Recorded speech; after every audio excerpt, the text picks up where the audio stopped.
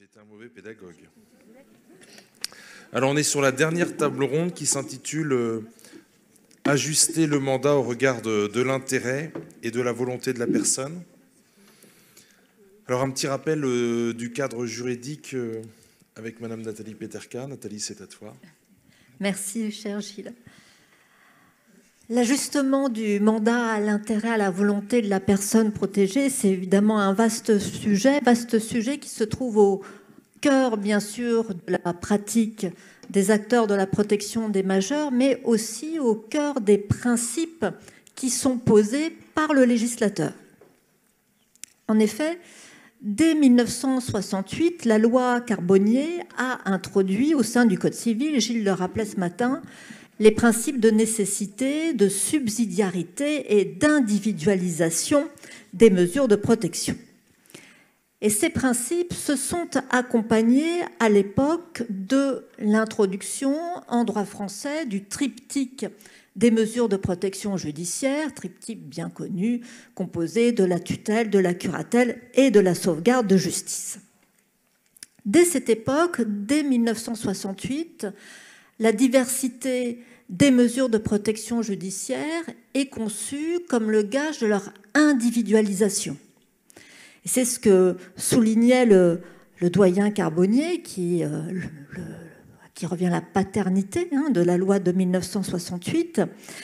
Il soulignait que la volonté du législateur a été de faire en sorte que chaque mesure de protection soit ajustable en fonction des circonstances propres à la situation de chaque personne, dans le souci d'en arriver à une législation où à chaque malade, sa dose de capacité puisse être prescrite sur ordonnance du médecin. En 2007, la réforme de la protection juridique des majeurs a renforcé les principes de nécessité, de subsidiarité et d'individualisation de la protection. Ce renforcement s'est effectué doublement, d'une part par la référence au droit commun de la représentation parmi les dispositifs alternatifs de protection, d'autre part par la création du mandat de protection future en 2007, puis par le primat donné à ce mandat en 2019 sur tout autre mode de protection. Sur le terrain de la protection judiciaire, le principe d'individualisation de la mesure s'est accompagné en 2007 d'un fort courant de promotion de l'autonomie de la personne protégée et de déjudiciarisation de la protection, courant qui s'est amplifié en 2019 avec le retrait du juge des tutelles d'un certain nombre d'actes lourds sur le plan des symboles, qu'il s'agisse du droit de vote de la personne en tutelle ou du mariage et du PACS qui désormais ne nécessitent plus l'autorisation du juge. D'autres actes laissent une place importante à la réserve d'autonomie de la personne. Il en est ainsi du choix de son lieu de vie qui a été abordé ce matin, mais aussi de sa capacité de consentir une donation, de faire un testament, de désigner le bénéficiaire d'une assurance vie ou de modifier la désignation de la clause bénéficiaire. Ces actes présentent la particularité d'être des actes mixtes, dire des actes qui revêtent une dimension patrimoniale et une dimension personnelle marquée. Et c'est la raison pour laquelle ces actes échappent, du moins pour certains d'entre eux, aux règles ordinaires de capacité. C'est ce qu'a souligné un avis récent de la Cour de cassation rendu en matière de donation en habilitation familiale, mais dont la solution est en réalité transposable aux donations de la personne en tutelle. Pour ces actes mixtes, La recherche de l'équilibre entre la promotion de l'autonomie de la personne et la préservation de son intérêt est une tâche pour le moins délicate pour le mandataire et le juge des tutelles. Et la recherche de cet équilibre implique nécessairement d'ajuster le mandat en considération de la situation particulière de la personne protégée. Cet ajustement peut s'effectuer à plusieurs stades de la mesure de protection. D'abord, dans le cadre de l'organisation du mandat par le juge des tutelles, puis dans le cadre de la prise de décision par le mandataire. Alors tout d'abord, l'ajustement du mandat peut s'effectuer dans le cadre de l'organisation de ce mandat par le juge des tutelles. Et ici, l'ajustement repose sur plusieurs supports dont la requête et le certificat médical circonstancié. Ces derniers vont permettre au juge d'évaluer la nécessité de la mesure de protection et de l'ajuster à la situation particulière de la personne, de son entourage, de son patrimoine, de sa réserve d'autonomie. C'est la raison pour laquelle tous ces éléments doivent figurer dans la requête, et cela à peine d'irrecevabilité lorsque celle-ci émane du parquet sur signalement d'un tiers. L'audition, bien sûr, elle aussi, permettre d'ajuster le mandat à la situation de la personne. L'ajustement peut porter sur plusieurs éléments. Il peut porter sur la durée de la mesure de protection, la nature de celle-ci, ses aménagements, mais aussi sur les personnes choisies en qualité de curateur ou de tuteur. Alors, en la matière, le Code civil pose une hiérarchie au sommet de laquelle se trouve la personne désignée de manière anticipée, puis l'entourage de la personne protégée et enfin, en dernier lieu, le mandataire professionnel. Pour autant, cette hiérarchie est loin d'être figée. Le Code civil intime au juge de la mettre en œuvre en considération des sentiments exprimés par la personne protégée, l'éviction de ces sentiments ne pouvant être faite qu'à l'aune des intérêts de la personne. Par ailleurs, l'article 447 offre au juge la possibilité d'ajuster le mandat en fonction de la disponibilité, des aptitudes de l'entourage de la personne, de la composition de son patrimoine, et ainsi de répartir l'exercice de la mesure de protection entre la famille de la personne à protéger et un mandataire professionnel. Et cette répartition présente l'avantage notamment de désamorcer les risques de conflits d'intérêts qui sont susceptibles de surgir au cours de l'exercice de la mesure entre un ou plusieurs membres de la famille de la personne protégée et la personne. Cette répartition permet aussi de lever les suspicions que peut parfois entretenir la famille à l'égard de l'exercice de la mesure de protection par le mandataire.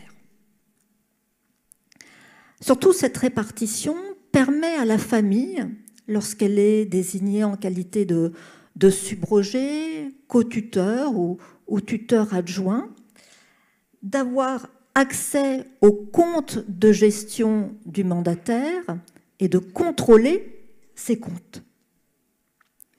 Alors, il faut ici souligner que la loi du 23 mars 2019 a voulu promouvoir, favoriser le binôme famille-MJPM en mettant en place un système d'autocontrôle des comptes de gestion toutes les fois que la mesure de protection est exercée par plusieurs personnes. Et il en est de même en cas de mise en place d'un conseil de famille, lequel retrouve un peu par ce biais ces lettres de noblesse, si je puis dire. Alors, le recours au conseil de famille permet lui aussi d'ajuster le mandat à la volonté, à l'intérêt de la personne protégée. Par ailleurs, le conseil de famille est débarrassé d'une partie de ses lourdeurs. La loi de 2007 en a assoupli le fonctionnement lorsque le tuteur ou le subrogé est un MJPM. Parce que dans ce cas, le conseil de famille va pouvoir se réunir et délibérer sans la présence du juge des tutelles, dès lors que le juge l'y a autorisé. En tout état de cause, ce binôme famille-MJPM est toujours ajustable, modifiable à tout moment de la mesure de protection en fonction de l'évolution de la situation de la personne. Parce que l'organisation de la mesure, tout comme son prononcé, sont toujours essentiellement provisoires.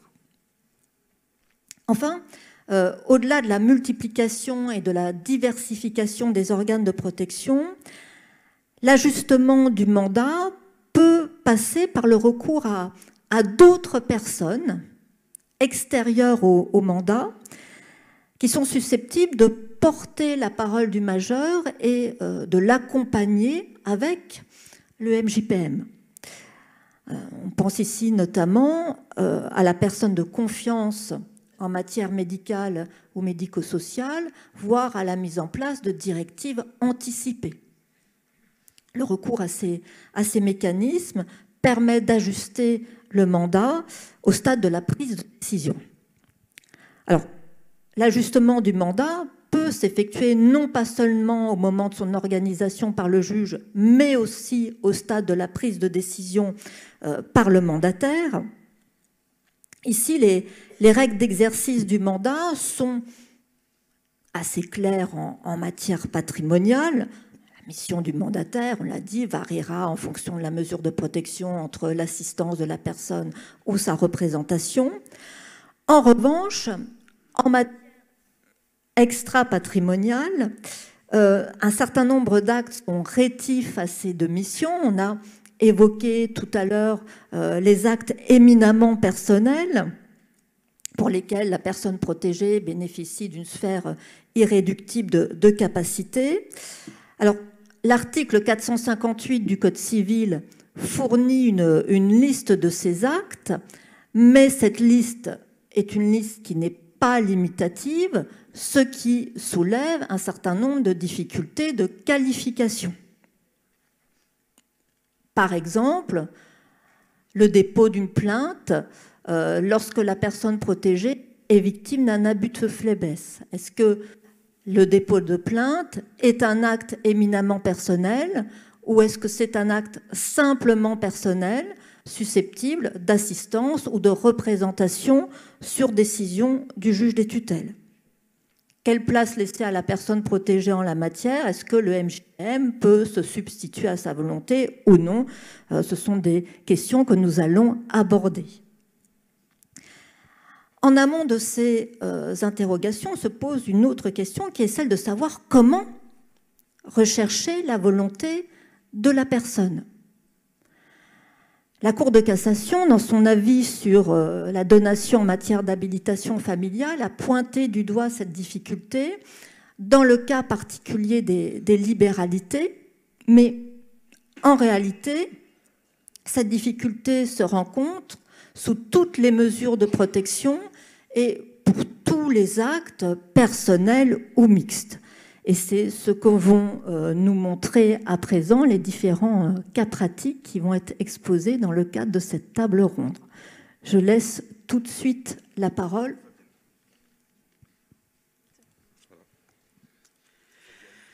Bien, alors moi j'ai un cas pratique d'un monsieur qui était veuf depuis 15 ans, sans enfants, sans frères et sœurs, sans famille, sans personne, et pour lequel des bons amis, on va donner cette appellation-là, se sont chargés de lui rendre visite et de s'occuper de lui.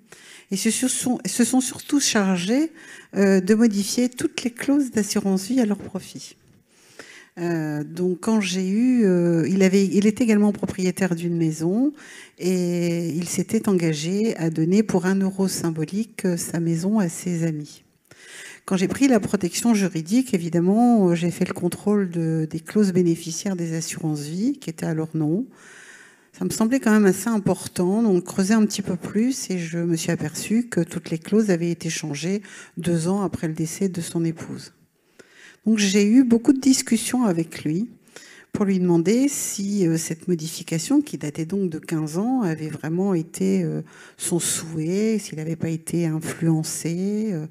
Et lui me disait toujours non, non, non, non, j'ai tout à fait confiance. Il bénéficiait d'un régime de curatelle renforcé. Non, non, non, je l'ai décidé, c'est ma décision. Alors quant à la maison, vous savez, vendre une maison pour 1 euro symbolique, ça ne se fait pas tellement. Bon, écoutez, alors au bout d'un moment, écoutez, la maison, je veux bien, combien elle vaut. Il y avait un voisin qui était intéressé par la maison. Alors tout ça a pris beaucoup de temps. Ça a pris 1 an, avec des rencontres régulières avec les juges des tutelles. On a beaucoup échangé entre ce que moi, je considérais comme de l'abus de faiblesse, et lui, son refus total de porter plainte, de changer quoi que ce soit. La seule chose qu'il a concédé, c'est qu'effectivement, on pourrait peut-être vendre la maison et mettre les fonds au nom de la SPA. Alors, j'ai oublié de vous mentionner que les premières assurances-vie étaient toutes au nom de la SPA. Et il me dit, un jour, je lui amène des photos de sa femme, parce qu'il voulait des photos de sa femme, on vend la maison, donc je ramène évidemment tous ses objets personnels et toutes les photos. On regroupe toutes les photos sur un cadre, et puis il regarde sa femme et il me dit quand même, elle serait pas très contente que je donne ma maison pour 1 euro. Finalement, on va peut-être placer l'argent de la maison pour la SPA, comme ça elle sera contente. Donc ce qui me permettait à chaque fois de revenir sur ces fameuses clauses bénéficiaires. Donc la juge l'a rencontré, s'est entretenue avec lui et lui a toujours dit non, non, non, non, je conserve mes amis, je conserve mes amis. Ses amis qui venaient régulièrement le voir toutes les semaines, qui ne m'aimaient pas du tout, ça il me l'avait bien fait sentir, mais peu importe. Et un jour, au bout d'1 an, un jour, monsieur me dit, vous savez, en fait, je vais vous dire la vérité, je suis pas dupe. Je sais bien qu'ils m'ont retourné un petit peu le cerveau et qu'ils ont toutes mes clauses d'assurance vie. Mais qu'est-ce que vous voulez que j'y fasse? De toute façon, mon argent, quand je serai mort, il n'y aura personne. Alors autant que ça leur revienne. Et puis en attendant, comme ça, eh ben, j'ai leur visite toutes les semaines. Parce que comme ça, au moins, ils viennent me voir. Parce que si jamais je change mes clauses d'assurance vie, alors moi, je leur rassure, je lui dis, mais on va pas les informer. Ah oui, oui, mais c'est moi qui les tiens. Ils sont persuadés qu'il y a de l'abus de faiblesse en ce qui me concerne, mais c'est moi qui les tiens. Parce qu'ils sont obligés de venir me voir toutes les semaines. Et puis alors là, je peux vous dire qu'ils sont impatients que je meure rapidement parce qu'ils aimeraient bien. Ben, je suis pas près de mourir. Donc, ils vont attendre pendant un long moment. Et on a ainsi respecté sa volonté. Il n'a pas déposé une plainte, je ne l'ai pas incité à le faire. On a respecté sa volonté. Il est aujourd'hui décédé. Et l'argent est allé à ses bons amis, comme il le souhaitait. Voilà.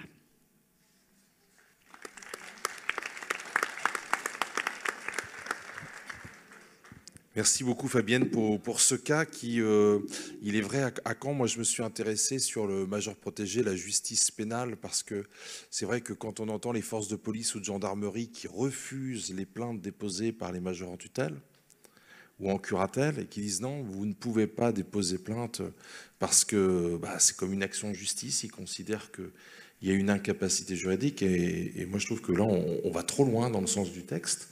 Et l'interprétation que je m'étais fixée au terme des échanges, c'est que je distinguais en droit pénal la protection des biens et la protection de la personne. Et en matière de protection des biens, on pouvait comprendre qu'il y avait une certaine émiction à vouloir porter plainte pour ou avec, en tout cas sur autorisation du juge. En matière de protection de la personne, je pense que ce n'était pas possible, parce que si la personne elle-même nous dit « j'ai consenti à la relation sexuelle » ou « je n'y ai pas consenti », pour moi, c'est de l'ordre du strictement personnel. En tout cas, on voit bien que les parquets, d'un point de vue pénal, sont très prudents. Parfois, il y a même des correctionnalisations d'actes extrêmement graves envers des majeurs protégés, de peur qu'ils disent en pleine session d'assises « mais non, j'étais d'accord ». Et ce que j'aime bien dans votre analyse, c'est que vous utilisez la volonté par rapport à l'abus de faiblesse, donc sur la protection pénale des biens. Et ça va cheminer. Alors... Juste une précision, l'abus de faiblesse dans le code pénal, c'est dans la protection de la personne. C'est la protection de la personne.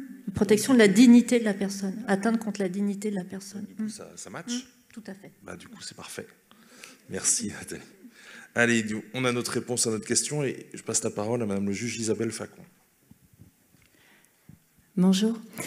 On a vu que lorsque la mesure de protection fonctionne dans son exercice, c'est vraiment le mandataire judiciaire qui donne le sens de la mesure et le juge intervient comme un arbitre sur des requêtes. On l'a vu ce matin par exemple sur le choix du lieu de vie. En revanche, lorsqu'on est au moment de la saisine, en ouverture de mesure de protection, le juge là c'est un chef d'orchestre et lui aussi. Il peut, dans le cadre de la définition du mandat, venir individualiser la mesure de protection. Moi, c'est quelque chose sur lequel j'ai réfléchi assez rapidement en devenant juge des tutelles, parce que j'ai été infirmée assez brutalement, en tout cas sèchement dans la motivation de ma chambre de la protection des majeurs. C'était Thierry Verrette qui la présidait à l'époque. Parce que, alors que j'étais convaincue de l'emprise d'un fils qu'une dame voulait voir désigné comme son tuteur, et que j'avais motivé en ce sens, il m'a été rappelé que la volonté de la personne protégée primée, ainsi que la priorité familiale. Donc je me suis dit qu'il était indispensable de respecter ces principes, qui d'ailleurs fondent le droit, tout simplement, donc d'appliquer la loi, mais d'aller identifier dans ces situations souvent très complexes familialement, on va faire des analyses systémiques, ce qui disqualifie la personne, le membre de la famille, à pouvoir exercer l'ensemble de la mesure de protection. Donc Mme Peterska a rappelé les différentes possibilités qui s'offrent au juge. Séparer la tutelle au bien à la personne, ça c'est extrêmement classique. On peut même aller jusqu'à dissocier au sein de la protection de la personne les différents modes. Par exemple, en laissant un tuteur au bien et à la personne, à l'exclusion des relations avec les tiers et avec ses proches. Là-dessus, on a un arrêt de la Cour d'appel de Douai qui a confirmé cette possibilité, et ça marche bien. Parce que la protection de la personne, c'est vraiment notre cœur de métier. On l'a vu sur le choix du lieu de vie, mais c'est éminemment réel aussi pour les relations avec les tiers. Une personne, notamment une personne âgée, une personne porteuse de handicap, vulnérable, ce qui est important pour elle, c'est où elle vit et qui elle voit. Donc en permettant, avec l'intervention d'un professionnel, de faire revenir un peu de sérénité sur les relations avec ses proches, très rapidement, on voit que tout redescend, et même à la révision de la mesure, et même avant, on peut envisager ensuite de confier à nouveau la mesure à la famille. Alors, on peut désigner un tuteur adjoint en lui donnant les moyens d'agir, gérer un compte, gérer un bien.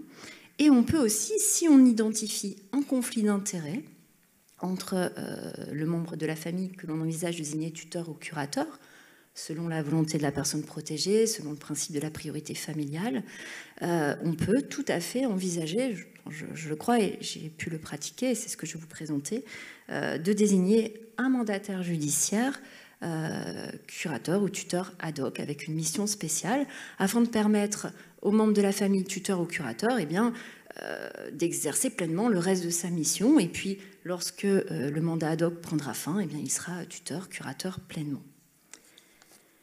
Alors, je vais vous parler d'une dame que j'avais rencontrée en la lisant il y a bien 8-9 ans, parce que j'avais été saisie pour son époux. On me parlait d'une conjugopathie extrêmement poussée, d'une maltraitance de cette dame, magnifiquement caractérielle sur son époux, pour lequel j'étais saisie à l'époque en curatelle par les enfants. J'avais lu d'ailleurs un écrit sur le questionnaire que je lui avais envoyé, dans lequel elle avait des mots assez durs vis-à-vis de son époux. Je m'en fous de lui, voilà, des choses de ce genre-là. Bon, une dame caractérielle. 8-9 ans plus tard, je suis saisie pour elle-même. Son mari était entré entre-temps, en raison de la conjugopathie et de ses propres troubles, en maison de retraite. Je suis saisie par deux voies. Une première voie, je suis saisie par le procureur de la République sur le signalement d'une assistante sociale de l'hôpital qui me dit que madame est hospitalisée, qu'elle relève de l'EHPAD, qu'elle ne veut pas y aller et qu'elle ne s'entend pas avec ses enfants qui veulent la placer en maison de retraite. En fait, quelques semaines plus tard, je recevrai aussi une requête, en tout cas de l'une de ses filles. C'est une mesure à tiroir et qui a beaucoup évolué, puisque avant même que je puisse rencontrer les filles, elle rentre en EHPAD. Et là, alors qu'au moment de la saisine, l'assistante sociale me demandait un mandat spécial pour la placer en EHPAD, évidemment, comme à l'accoutumée, je n'ai pas fait suite à cette demande, là, les enfants me disent les ressources de madame et de monsieur ne leur permettent pas de faire face à 2 coûts d'EHPAD. Il est donc urgent de vendre la maison de retraite. Donc là, on me demande, une fois encore, un mandat spécial, mais cette fois-ci pour vendre en urgence la maison. Là encore, de façon classique, hein, il y a quand même une protection spécifique du logement dans la loi. Il est évident qu'on n'accorde pas la vente d'une maison sans avoir rencontré les gens et sans savoir de quoi il s'agit. Et j'ai bien fait.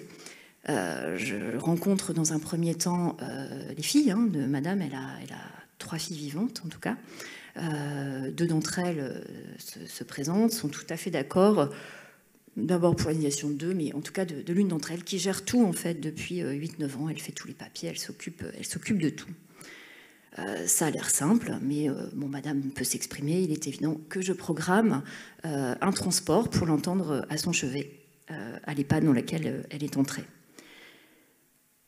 Et ça se complique. Je reçois un courrier d'une petite fille qui est la fille de celle, enfin, en tout cas de la fille qui se propose pour être curatrice et qui demande également à être désignée tutrice en me disant ma grand-mère, mon grand-père, en tout cas ma grand-mère, m'a toujours promis de me vendre sa maison. J'ai été élevée par ma grand-mère, je souhaite y rester. Ma mère, ses sœurs évaluent trop haut le coût de la maison. Ma grand-mère est d'accord pour me le vendre en viager. Je souhaite être la tutrice et aussi pouvoir acheter cette maison.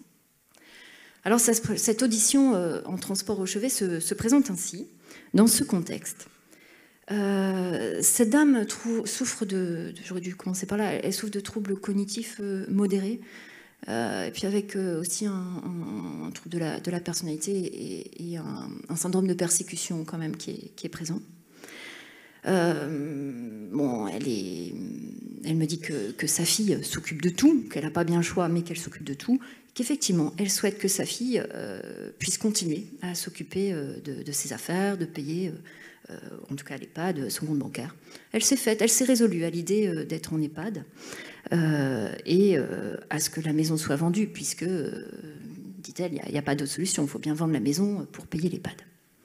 Je lui parle de la petite fille. Celle-ci me dit que vous souhaitez lui vendre votre maison. Ah oui, oui. Et là, un instant de panique, enfin de la panique s'installe dans le regard de cette dame et qui me verbalise le fait qu'elle a peur de se faire attraper. Parce que si elle ne dit pas ce qu'il faut, sa fille l'attrapera. Parce qu'elle lui a dit, la petite fille, c'est pas ton héritière. Elle ne doit pas payer la maison de retraite. Il n'y a pas de raison qu'elle soit favorisée. On sent à ce moment-là que je perds le contact avec cette dame. Néanmoins, je lui demande de me raconter son histoire, cette petite fille. Pourquoi vous voulez lui vendre à elle? Et là, elle raconte une histoire qui montre à quel point cette petite fille a une place particulière dans sa vie. En fait, sa fille a eu 7 enfants très jeune, à l'âge de 14-15 ans. Elle avait 40 ans, elle avait eu 4 enfants, et elle s'est retrouvée avec ce bébé. Et je la vois encore bercer, enfin, faire le geste du bercement. Donc elle s'est retrouvée avec cet enfant dans les bras qui était porteuse d'un handicap, les malentendantes, pour lequel, me dit-elle, elle a fait tous les rendez-vous médicaux. Elle a dû beaucoup l'accompagner. Elle me dira même, cet enfant, je l'ai élevé mieux que mes filles. Elle me dit, à ce moment-là, j'avais fait les papiers pour qu'elle soit ma 5e fille, et puis sa fille... donc avancée en âge, l'enfant doit avoir 6 ans, rencontre quelqu'un et récupère l'enfant. Je dois vous dire que quand elle a parlé de sa petite fille, elle s'est illuminée. La lumière dans les yeux de cette femme était du tout au tout par rapport à la forme de terreur que j'avais pu voir dans ses yeux lorsqu'elle avait l'impression qu'elle n'allait pas dire ce qu'il fallait. Alors, je lui dis, mais alors cette maison, qu'est-ce que vous voudriez, vous? Parce que, manifestement, il y a des analyses différentes sur le prix de vente. Elle me dit, ah non, mais ma fille m'a dit, elle doit payer le prix, c'est normal, ce serait pas juste, elle doit payer le prix. Là, je lui dis, mais un prix, vous savez, ça se discute. Il y a des fourchettes hautes, il y a des fourchettes basses. Et c'est quand même assez classique que pour qu'un bien reste en famille, on envisage les uns les autres d'accompagner une famille qui fait un effort sur une fourchette basse par rapport à des estimations immobilières. Je dois vous dire que lors de cette audition, j'étais accompagnée d'une greffière avec qui je travaille depuis longtemps et que quand on est face à ce genre de situation très, très humaine, on ne peut pas s'empêcher d'échanger dans la voiture, et d'une collègue qui allait prendre son poste de juge des tutelles peu de temps après. Donc on est trois à avoir un regard sur la situation. Je reçois à nouveau de ce fait les filles, la petite fille. Là, je vois qu'il y a un vrai problème de communication. Au-delà du fait que la petite fille soit malentendante entre cette fille et sa propre fille, donc la fille et la petite fille, il y a une vraie rupture. Alors, ce que j'ai décidé de faire, ça a été de me conformer à la volonté exprimée par la personne protégée, que j'ai placée sous curatelle renforcée, qui désignait sa fille pour s'occuper de ses affaires courantes, fille qui était qualifiée pour le faire, de mon point de vue, au regard du fait qu'elle le faisait depuis des années, de lui confier donc la curatelle, mais j'ai estimé qu'elle était totalement disqualifiée en raison d'un conflit d'intérêts, puisqu'elle me parlait de l'obligation alimentaire, du fait que depuis des mois, elle devait payer à la place de ses parents une partie du coût de l'EHPAD, que le fait qu'elle soit obligée alimentaire et future héritière l'invitait à évaluer le plus haut possible le prix de vente, passer de 300 000 € à, selon la petite fille, 220 000. Il y a quand même un monde entre les deux prix. Et j'ai estimé qu'elle n'était pas qualifiée en raison d'un conflit d'intérêts à la fois patrimonial, mais en réalité, parce que personne n'avait été à la bonne place dans cette famille, également personnelle. Donc j'ai décidé de désigner une association, alors l'une de nos associations généralistes, pour être curateur ad hoc, au fin d'assister madame à la disposition de ses droits sur son logement. Pendant quelque temps, j'ai cru... La petite fille, en fait, est restée sur un positionnement, sur l'idée de sa vente en viager. Elle proposait un bouquet initial à 80 000 € en dessous du prix des estimations et puis une mensualité qui était vraiment très faible. Donc, l'association m'a proposé la vente à un tiers au prix moyen des estimations. J'ai vraiment cru que, que j'avais souhaité accompagner la volonté de madame, mais que ça n'avait servi à rien. Puis il y a eu un coup de théâtre à la suite d'un courrier de la petite fille. Je lui ai répondu assez clairement, peut-être sèchement, mais que la volonté de sa grand-mère était de lui vendre à elle, mais au prix que ça valait, c'est-à-dire dans une vente classique. Et je lui ai indiqué qu'on avait une proposition à 280 000 €. Et puis le coup de théâtre est arrivé. Finalement, son banquier pouvait lui prêter la somme et l'association a assisté madame à la vente de la maison à sa petite fille au prix que ça valait, en dépit du fait que la fille, qui était également tutrice de son père, avait une offre concurrente à 1 000 € près, à la hausse évidemment. Voilà comment s'est passée cette mesure de protection. Alors, les freins, ça a été peut-être mon subjectivisme, mais c'est pour ça que je vous ai dit que je n'étais pas toute seule à voir cette dame. Et puis de toute façon, quand j'ai relu le procès-verbal d'audition, elle a bien dit si je ne dis pas ce que je dois dire, je vais me faire rattraper. Ma fille m'a dit qu'elle n'était pas l'héritière. Donc voilà, ça apparaissait très nettement et noir sur blanc dans le cadre de l'audition. Je me suis posé la question de savoir si je n'étais pas trop restrictive. Est-ce que cet enfant, cette fille, finalement, n'était pas totalement disqualifiée pour être curatrice de sa mère au regard de ce conflit d'intérêts et de cette situation, parce qu'on observe assez facilement dans ces situations que si au début de la vie, il y a l'autorité parentale des parents sur les enfants, à la fin de la vie, la piété filiale, qui est une valeur morale, se transforme un peu en une forme d'autorité filiale, avec presque parfois de l'infantilisation, parfois l'autoritarisme, un abus de domination. En tout cas, on va faire comme on pense que ça doit être, à la fois sur les choix de vie personnelle, mais également sur des choix patrimoniaux, ou tout simplement dans le quotidien, pour aller chez le coiffeur, ou les dépenses du quotidien. Donc je me suis demandé, est-ce qu'on doit totalement disqualifier? Peut-être que j'aurais dû confier à un mandataire judiciaire totalement cette mesure, ça reste une question.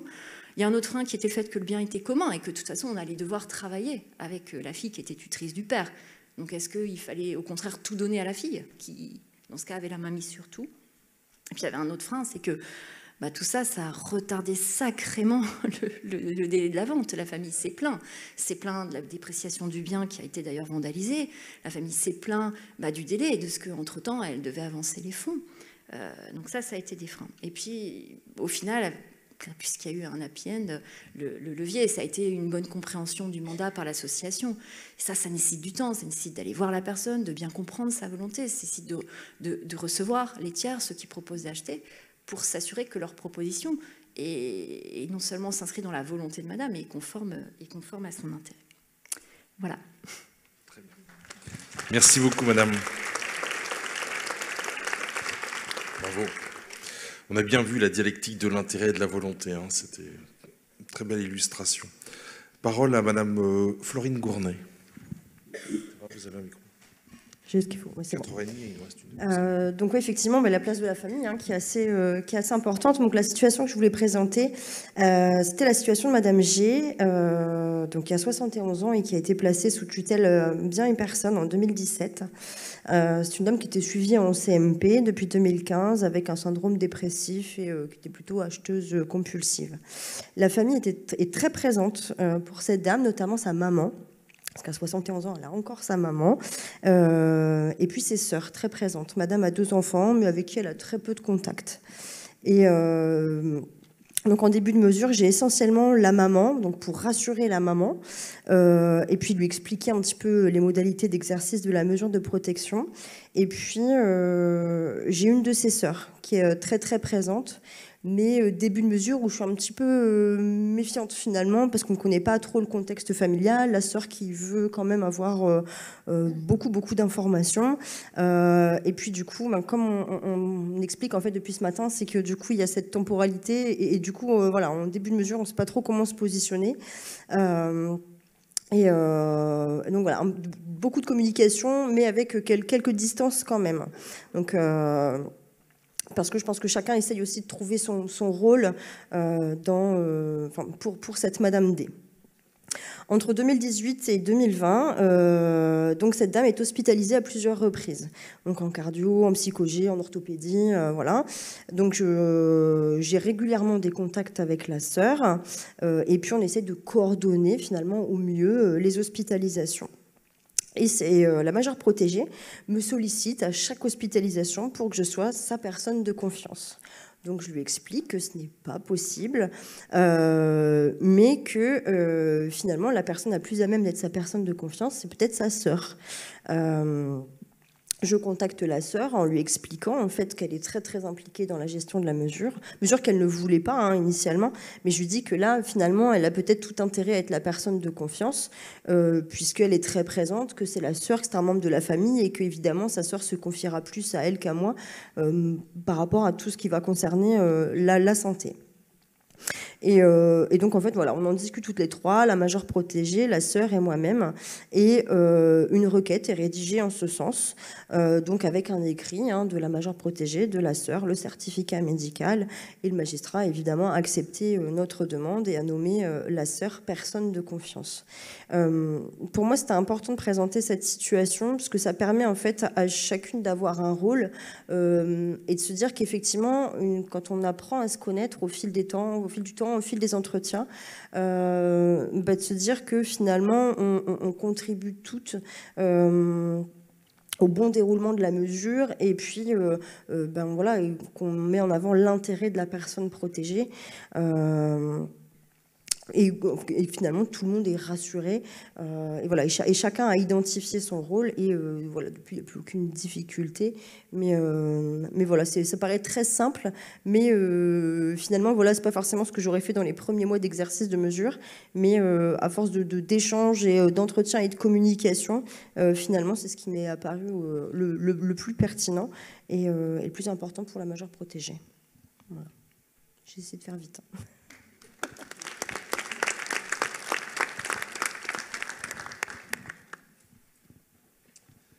Merci Madame Gournay. Madame Broquet, c'est à vous. Bonjour, donc je suis Hélène Broquet, je suis mandataire individuelle sur le tribunal d'Arras depuis 2019. Et en ce qui me concerne, je voulais vous exposer la situation de Christophe, pour qui m'a été confiée une mesure de curatelle renforcée au bien et à la personne, avec une mission d'assistance à la personne en mai 2020. Donc, je suis nommée dans le cadre d'un changement de mandataire suite au déménagement de Christophe pour satisfaire un rapprochement familial. Christophe est un homme d'une 40aine d'années, célibataire, sans enfant, vivant seul au domicile. Donc, professionnellement, il était directeur d'un établissement scolaire privé avec un haut statut social et un niveau intellectuel élevé. Donc aujourd'hui, financièrement, il n'a aucune difficulté et ses ressources permettent de satisfaire à ses besoins. Donc historiquement, voilà, l'évolution inéluctable de son état de santé et ses diverses pathologies l'ont mis en difficulté, avec notamment plusieurs procédures judiciaires et surtout une pour faux et usage de faux qui est toujours en cours. Il y avait préalablement une procédure de surendettement qui a été soldée depuis l'ouverture de la mesure. Donc il faut savoir que Christophe souffre de bipolarité sévère avec des hallucinations, des crises de panique, de boulimie, potomanie, insuffisance rénale, des tremblements, des bégaiements. Il a des tendances suicidaires, il est victime de chutes régulières, il fait des achats compulsifs, donc il a un traitement quotidien lourd, un régime alimentaire très strict et une importante fatigabilité. La place qu'il accorde à ses proches est importante et se structure essentiellement autour de ses parents, sa sœur, sa nièce, son ami et ses auxiliaires de vie. Donc tous interviennent quasi quotidiennement et au regard de l'histoire de vie, la famille porte un regard plutôt méfiant sur sa relation avec son ami. Donc dans son profil, Christophe, il faut noter qu'il a pleinement conscience de ses difficultés, qu'il souffre énormément des limites que lui imposent ses pathologies. Donc il ne peut pas vivre seul quotidiennement, il a besoin de beaucoup de calme. Il a besoin de se sentir autonome et ne supporte pas le sentiment d'être une contrainte pour ses proches. Donc on est toujours dans une forme d'ambivalence et il est animé entre ses projets et la lourdeur des difficultés qu'il rencontre. Systématiquement, donc nous sommes sur une toile de fond plutôt obscure, où chaque entretien est introduit par Christophe avec l'idée d'en finir et qu'il ne trouve pas de sens à la vie. L'élément déclencheur de la problématique soulevée aujourd'hui, c'est l'échec d'une prise en charge pour un accueil permanent. Donc, depuis le début de l'année, il est en accueil de jour, avec pour projet un accueil durant 3 semaines de manière permanente. Cet accueil lui est refusé par l'établissement au regard de trop lourdes pathologies étrangères à ses troubles psychiatriques, rendant irréalisable le projet. Donc, son ami prend contact avec moi pour m'informer du retentissement sur l'état général de Christophe. Il me confie ses inquiétudes et que Christophe a évoqué avec lui l'euthanasie. Donc il me donne l'information un peu comme une confidence et m'invite à rester discrète pour ne pas nuire à leur relation. Donc à la suite de ça, je prends rendez-vous avec Christophe pour m'entretenir lors d'un entretien courant, lors duquel il m'évoque donc les dernières difficultés, mais sans aborder le sujet. Quelques jours plus tard, dans un mail, de nouveau, il me fait part de sa lassitude et m'informe vouloir prendre contact avec une clinique en Belgique pour envisager un suicide assisté. Alors, dans ma démarche avec Christophe, voilà, il faut savoir qu'il est parfaitement lucide sur sa situation, que l'issue et l'évolution de son état de santé sont connues et que la maladie est incurable. Donc, aujourd'hui, moi, dans mon intervention, je propose des choses, je le soutiens, mais j'essaye au maximum de le laisser acteur pour inciter l'autonomie et puis tenter de donner du sens. Donc concrètement, suite à l'échange et à la confidence qu'il m'a faite, j'en ai parlé avec son ami pour garder un petit peu l'interaction et créer la dynamique autour de Christophe. Je l'ai invité à l'accompagner pour les rendez-vous médicaux, ce qu'il a refusé parce qu'il y a quand même les proches qui sont là et qui l'accompagnent, qui sont très présents dans cette démarche. Je lui ai remis les coordonnées de plusieurs associations accompagnant les troubles bipolaires pour participer à des groupes de parole. Je l'ai mis en contact avec un GEM auquel il se rend régulièrement maintenant. J'essaie d'accompagner ses projets de séjour sur Paris, Londres, des cures. Je soutiens la réalisation de travaux dans son logement. Je l'interroge régulièrement sur la rédaction de son ouvrage. Il est en train d'écrire un livre de l'avancement un petit peu de son projet. Voilà dans les démarches que moi j'entreprends. Par contre,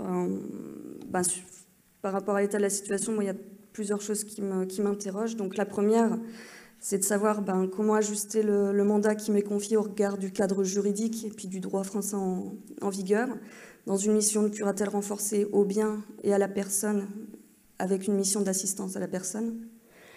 La seconde, c'est d'identifier les leviers à actionner pour individualiser la mesure au regard de l'éthique, de mon positionnement professionnel, parce qu'aujourd'hui, il m'exprime sa volonté, mais sans me solliciter concrètement. Pour autant, je ne peux pas faire l'impasse sur le sujet. Je dois anticiper une éventuelle demande et m'interroge sur le partage de l'information aussi, pour une implication des proches et des partenaires.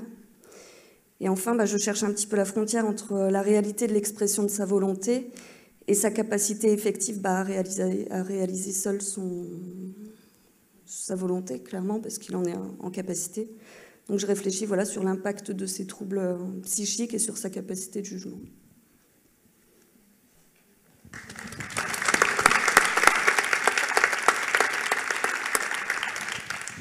Une vraie difficulté éthique, là, dont il va falloir s'accommoder si on ouvre le droit de la fin de vie. Anne, vous voulez? Deux mots sur cette situation, parce que merci. Merci, c'est vraiment la situation extrême. Qu'est-ce qu'on fait dans ce cas-là? Vous avez très bien posé les dilemmes, évidemment, qui s'exposent à vous, sachant que vous avez une mission d'assistance à la personne, sachant que, comme vient de le dire Gilles, il y a aujourd'hui une réflexion sur une éventuelle évolution du droit sur la fin de vie, entre suicide assisté ou euthanasie.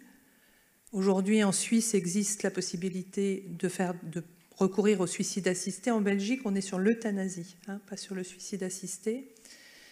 Donc, évidemment, la question, ça sera comment vous accompagner si le droit évolue, parce que la question sera de savoir s'il s'agit d'un acte strictement personnel ou si vraiment on est dans un acte qui pourrait amener une assistance. Donc c'est à mon sens déjà la première question. Donc je le soumets à votre réflexion. Évidemment, moi j'ai un peu mon idée sur la question, mais voilà, que chacun y réfléchisse. Ensuite, il faut simplement savoir qu'en l'état actuel du droit, le système belge, puisque c'est à celui-là qu'il veut recourir, le système belge prévoit une consultation dédiée. Et une consultation il y en a en particulier une à Liège autour du professeur Domas, avec lequel nous avions travaillé, Gilles, sur les questions de fin de vie.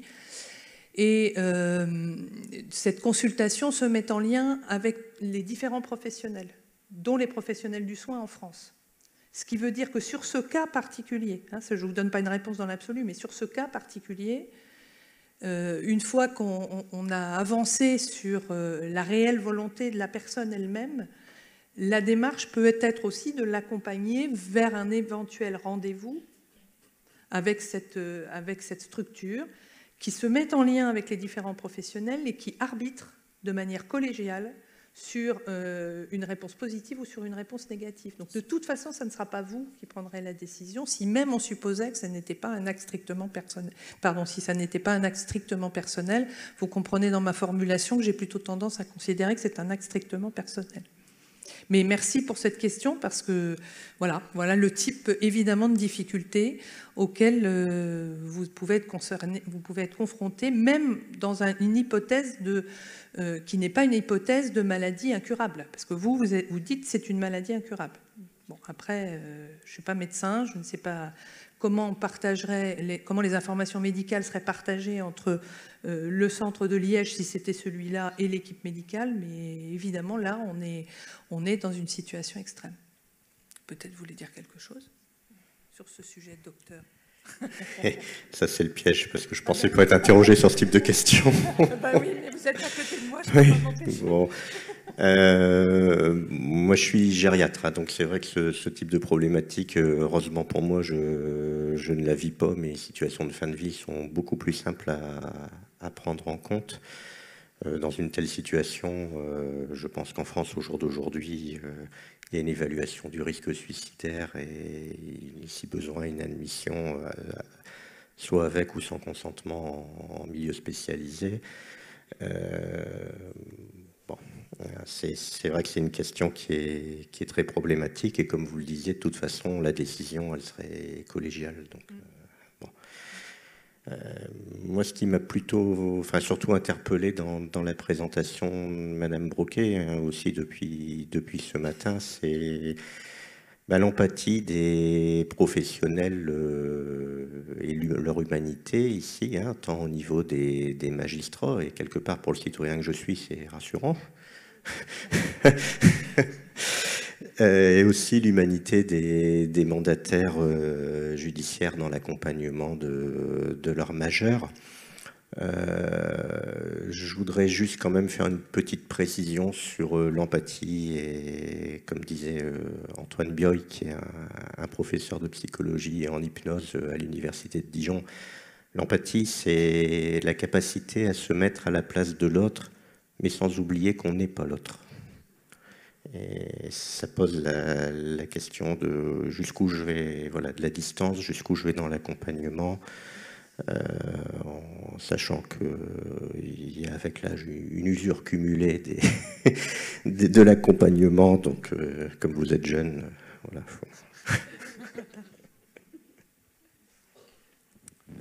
Merci, docteur.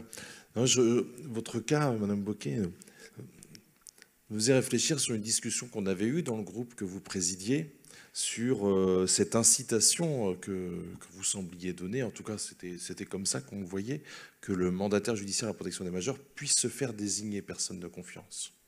Vous vous souvenez? Non, on avait envisagé ça. Oui, dans le groupe, oui, je me souvenais. Non. Envisagé, mais je ne crois pas que j'insistais sur la désignation du mandataire. Ouais. Je pense que c'est deux rôles différents. C'est deux rôles différents, oui. Mais je me souviens que, enfin voilà, ça avait été envisagé. Puis en tout cas, nous, quand on l'avait écrit aussi dans cet article sur la revue Justice pour l'ENM, moi, j'avais senti que c'était possible, mais c'est vrai que Nathalie Peterka me disait à juste raison que l'article L1111-6, quand même, nous dit que la personne de confiance, c'est plutôt un parent, un proche ou un médecin. Voilà. Donc, a priori, le MJPM n'est pas dans le cercle. Voilà. Mais comme le texte nous dit qu'il peut être, moi, ça ne m'avait pas semblé impossible, parce qu'on sait très bien que dans la pratique, vous avez des MJPM qui sont parfois, on l'a entendu dans les témoignages, hein, je ne vais pas dire la seule famille, parce qu'il ne faut pas non plus d'amalgame, mais en tout cas, la seule personne qui entretient des relations stables et continues, et surtout, par rapport à la mission de la personne de confiance, ce qu'on attend d'elle, c'est très bien dit dans la loi du 2 février 2016, la loi Claes et Leonetti, la personne de confiance, c'est un témoin. C'est-à-dire qu'elle est là pour donner un avis, et surtout, je pense qu'elle est là pour éclairer cette commission pluridisciplinaire qui devra se demander si la volonté est claire, persistante. Et tout ce que vous disiez montre qu'il y a vraiment chez ce Christophe une délibération profonde, peut-être un mal-être aussi, mais en tout cas, la manière dont vous le dites ne sera certainement pas neutre pour compléter en tout cas ce qu'il dira. Et c'est vrai que je me souviens que sur la question de la protection de la santé dans la fin de vie, ça suppose quand même un éclairage.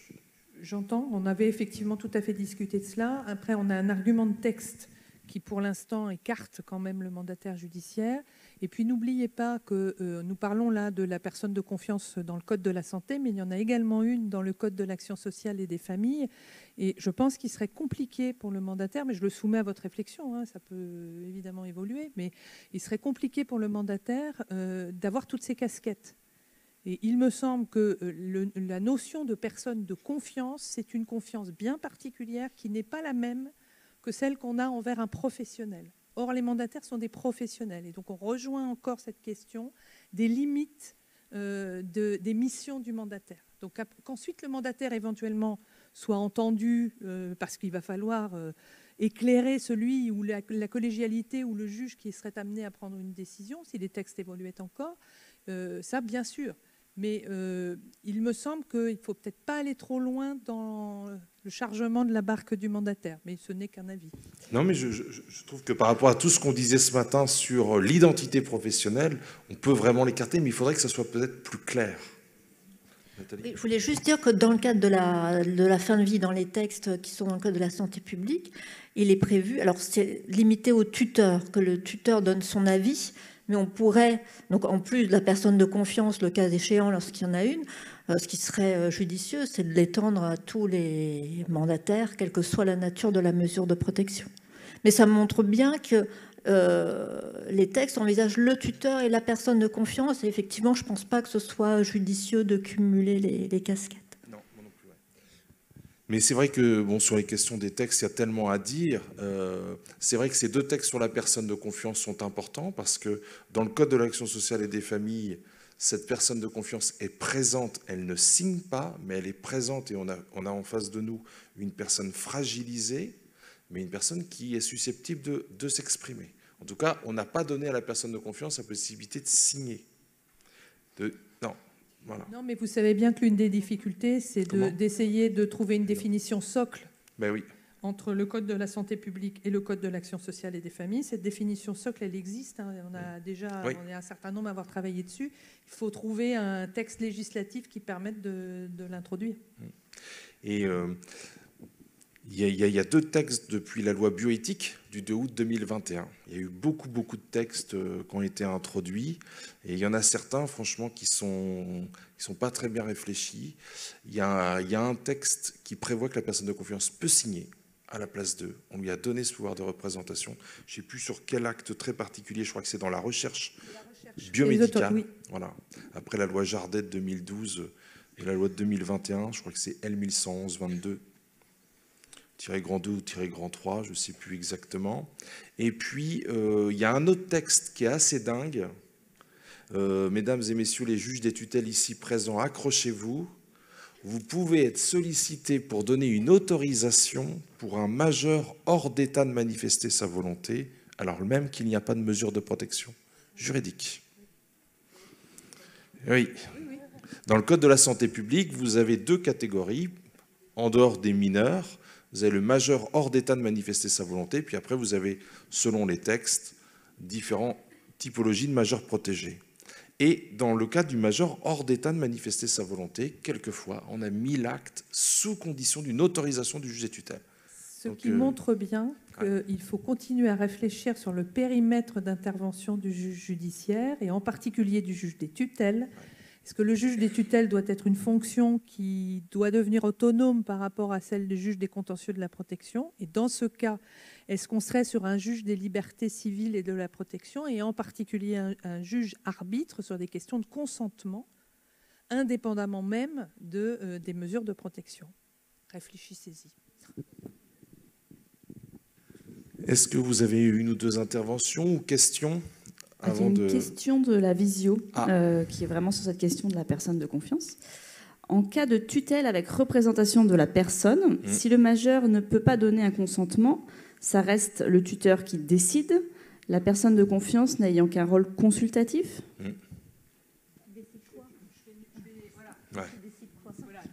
Décide quoi?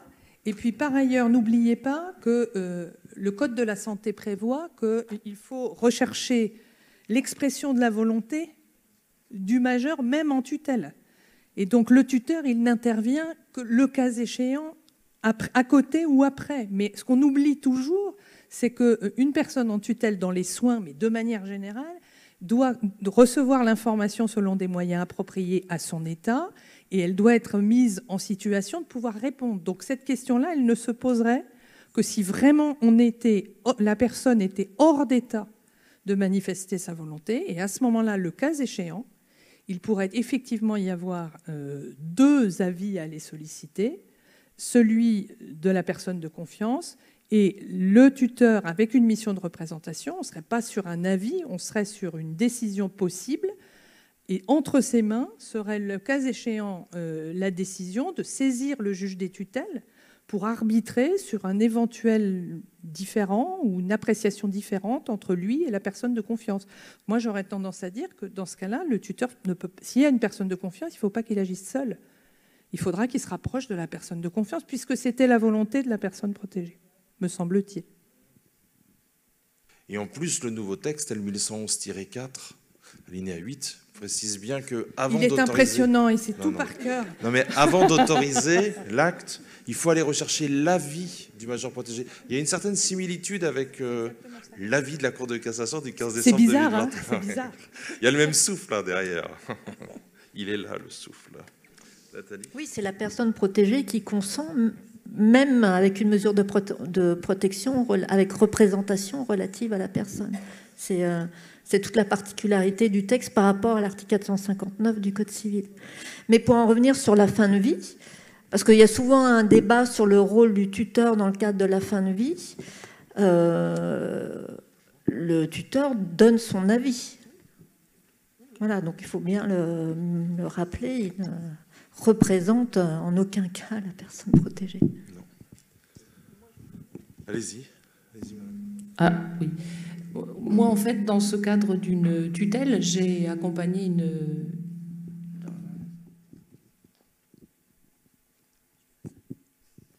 Dans le cadre d'une tutelle, j'ai accompagné une personne, justement, qui voulait que je sois présente. Il y avait une subrogée tuteur aussi, et il était prévu... cette dame avait un cancer du sein, et donc il était proposé de la chimiothérapie. Et elle ne voulait pas de chimiothérapie. Donc le médecin a dit, bon, bah ok, on entend bien. Il me dit, et vous ? Je dis, moi, madame dit non, je dis non. Et du coup, pour évaluer madame aussi, on a vu une oncogériatre qui a fait un bilan. Et là, bon, pareil, elle a dit que madame, elle était en capacité de dire oui ou non. Mais on a été en opposition, enfin surtout avec le médecin traitant, qui lui m'a alerté en me disant mais il faut faire de la chimio. Je dis écoutez madame, elle ne veut pas. Et bah là il n'a pas supporté en me disant mais si vous êtes la tutrice, c'est à vous de prendre la décision. Je lui dis ben non justement. Je dis madame elle est en capacité, ça lui a bien été expliqué. Je dis moi je représente madame ne veut pas, donc madame n'ira pas. Il a repris une consultation sans aviser personne. J'ai appris que madame devait aller encore, alors que je l'ai rappelé, en disant que je ne comprenais pas pourquoi il avait pris ce rendez-vous, puisque c'était déjà fait, que la décision elle était prise. Du coup, j'ai rappelé la consultation et le médecin avec qui devait aller, où madame devait de nouveau se rendre. Et le médecin a dit non, je ne reverrai pas madame, puisqu'il y avait eu une évaluation de fait, il avait rencontré madame. Mais le médecin m'a recontacté en me disant que j'étais une très mauvaise mandataire et qu'il ne voudrait pas de moi en qualité de mandataire. J'ai dit que c'était pas grave, c'était pas le cas. Mais j'ai vraiment, là, pour moi, je représentais la parole de la dame. La dame ne voulait pas, elle était en capacité, donc j'ai dit non. Mais ça a été compliqué avec le médecin traitant. Ça m'interpelle sur deux points. Le premier, c'est de savoir si dans sa vie, il vaut mieux avoir un médecin moyen à côté de soi au 36, parce que depuis Molière, des fois, ça n'a pas beaucoup changé. Et la deuxième, c'est la question des directives anticipées que vous évoquiez tout à l'heure. Nous, en EHPAD, on nous demande de les recueillir, mais bon, dans l'état où ils arrivent, physique et cognitif, c'est bien difficile. Pour avoir vu des fiches synthétiques d'associations de soins palliatifs, je me suis dit que finalement, il y a un tiers des items, si je devais les remplir au jour d'aujourd'hui, à l'âge que j'ai, je ne saurais pas quoi répondre. Bon, c'est très subjectif tout ça pour moi, les directives anticipées. Je pense qu'il faut faire confiance aussi à la collégialité médicale quand on est dans des situations... En gériatrie, encore une fois, je pense qu'il n'y a pas beaucoup de questionnements éthiques. La problématique évoquée Mme Broquet, par contre, est beaucoup plus complexe pour moi, en tout cas, largement plus complexe. Mais autant que faire se peut, ma directrice d'établissement me le disait encore hier en parlant d'autre chose, on ne prend pas de décision tout seul, quoi. Voilà, je pense que c'est ça surtout qu'il faut retenir. Bah écoutez, docteur, je trouve que c'est pas mal comme mot de la fin. Voilà, écoutez, je propose de vous applaudir pour cette 4e table ronde.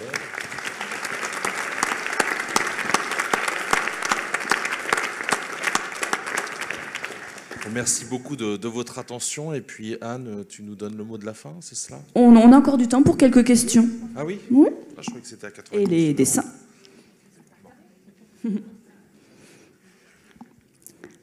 Dans la salle, est-ce qu'il y a des questions ? Profitez-en, c'est la dernière salve de questions. Si vous voulez, j'ai quelques dessins pour laisser le temps aux gens de réfléchir, oui, si vous voulez. Super. Alors attendez, juste que je ne me trompe pas. Ok. Alors, j'ai un premier dessin. Je suis revenu sur cette question de la prise de risque chez les mandataires. Soyons fous. Qu'est-ce que j'ai ensuite? Ah oui, j'ai bien aimé tout à l'heure, je crois que c'est vous, M. Raoul Cormeil, qui nous avez parlé des majeurs protégés comme des écureuils, quoi. On pourrait en faire des écureuils.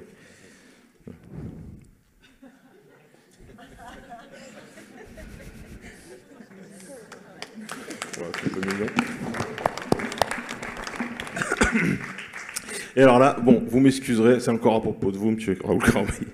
Je vous avais déjà fait cette vanne la dernière fois où on s'était vu, mais voilà, j'ai pas pu m'empêcher.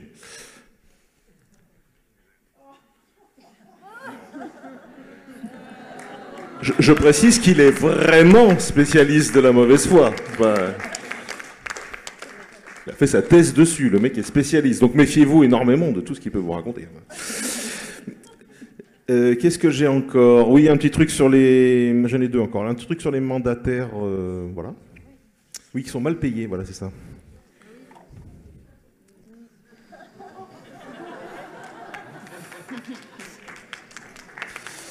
Voilà. Et puis avant de vous dire au revoir, je voulais remercier tout le monde, le CREAI, les organisateurs pour leur accueil, pour la qualité des interventions aujourd'hui, et spécialement à Aurélie Brulavoine qui a organisé, qui a eu la gentillesse de m'inviter et qui, je crois, va quitter la région. Donc j'ai un dessin de son pot de départ.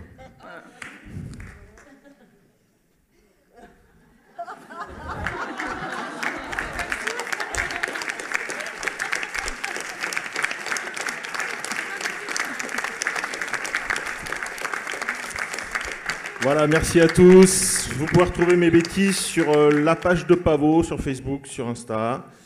Et puis voilà, je vous remercie tous. À bientôt. Au revoir.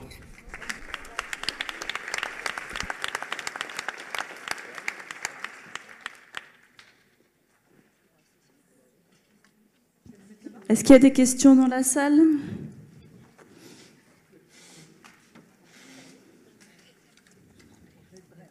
La fatigue se fait sentir.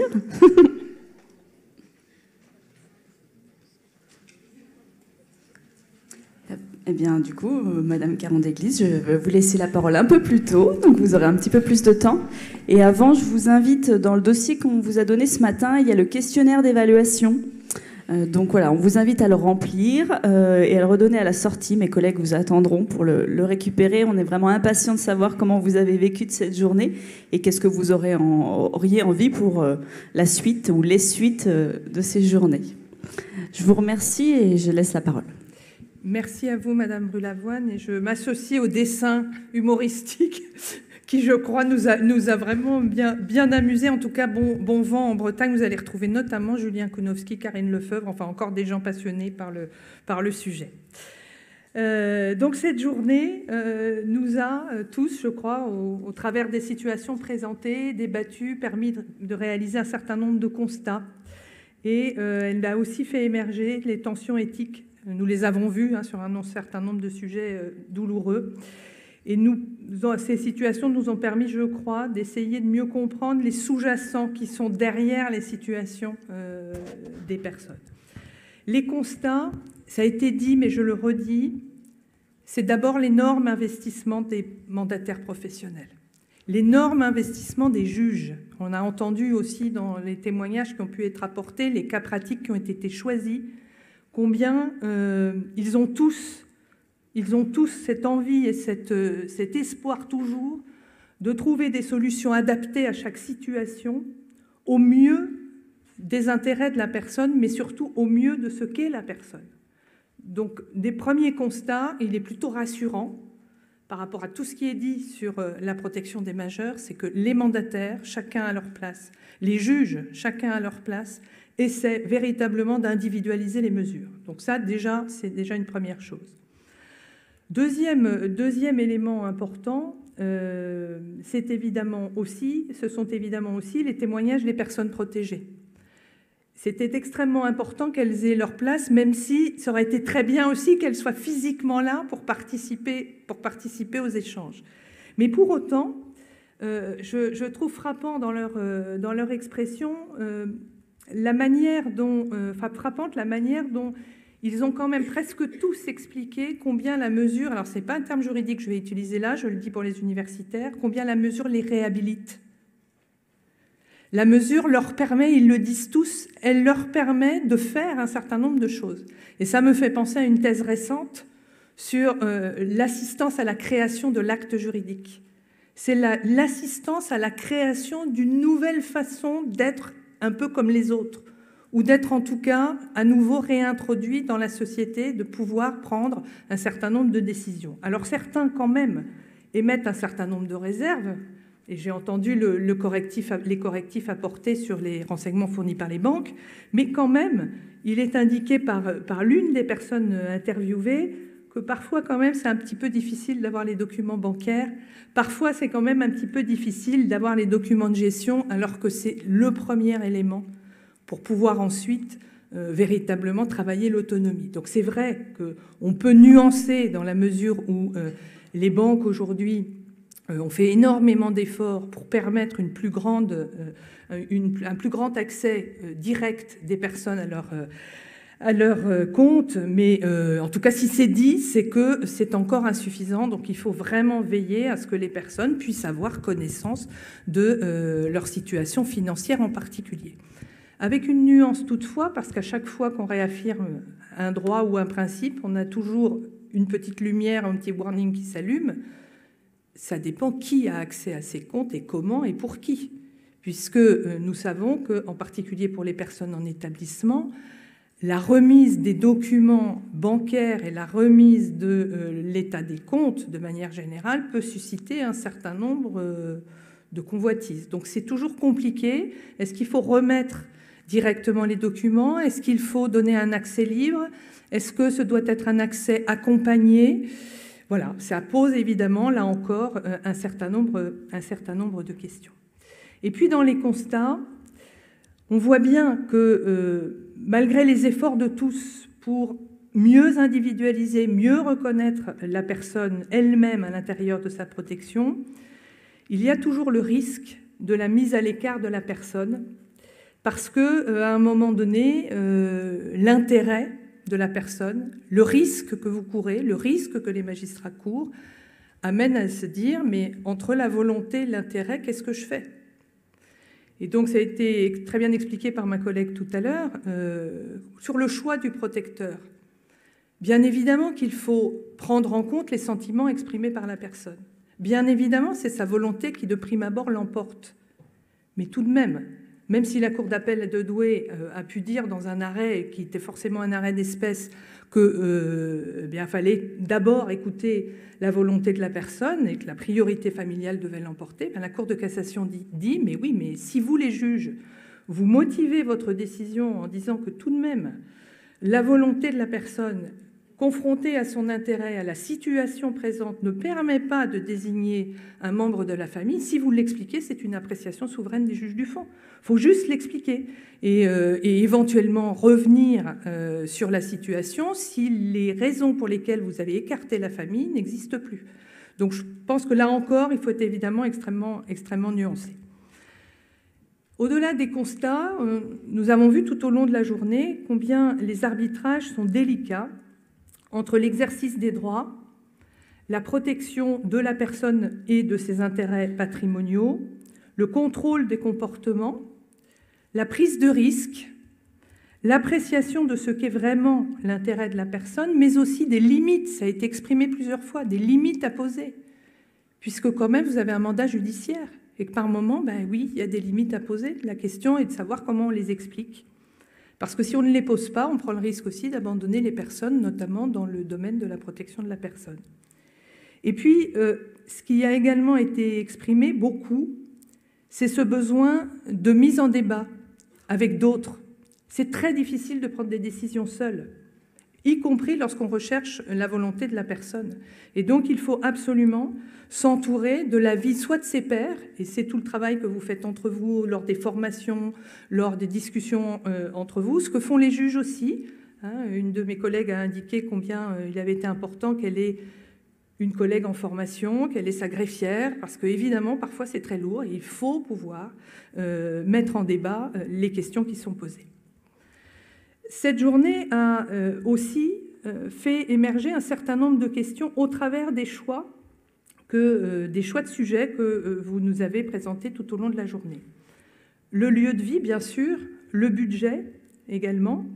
Le choix du lieu de vie a fait apparaître un certain nombre de difficultés sur la posture attendue du mandataire. Et je crois que cette question-là, sur le choix du lieu de vie, elle est sur toutes les questions. Qu'est-ce qui est attendu du mandataire?